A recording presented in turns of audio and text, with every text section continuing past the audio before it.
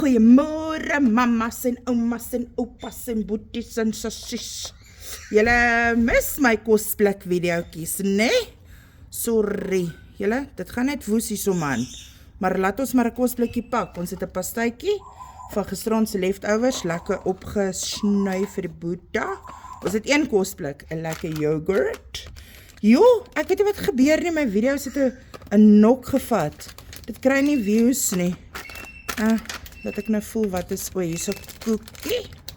Daar is dit nie, ons het koekie daar. En 'n tientjie. Asai.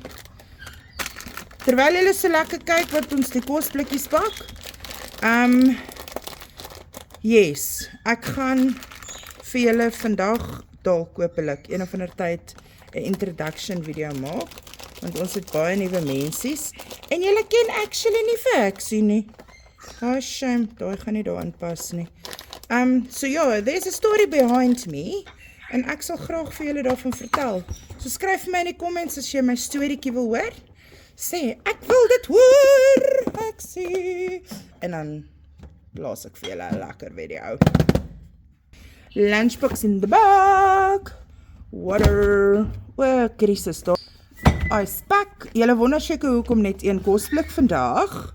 Waar gaan ons hierdie pereskie insit, dat hy nou nie squishy nie. Die kleintjie, die van julle wat my al lank volg sal weet, hy het verlede jaar mos geval, sy hele gesig glory toe. Ja, he did it again. So hy gaan nie skool toe nie.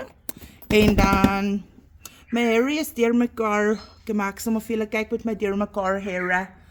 En dan, ja, dis dit. Hierdie kosblik, vir julle wat altyd so baie vra, dis vir 'n 16-jarige.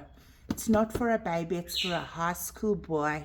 Maar anyway, julle, terwyl ons op die topic is, stuur vir my 'n WhatsApp as jy wil deel wees van my rafflegroep. En share 'n bietjie my video, like, comment asseblief, laat ek net weet dit kan woemag gee, want my video's kry nie views nie. Anywho's, have a lovely Thursday. Bye!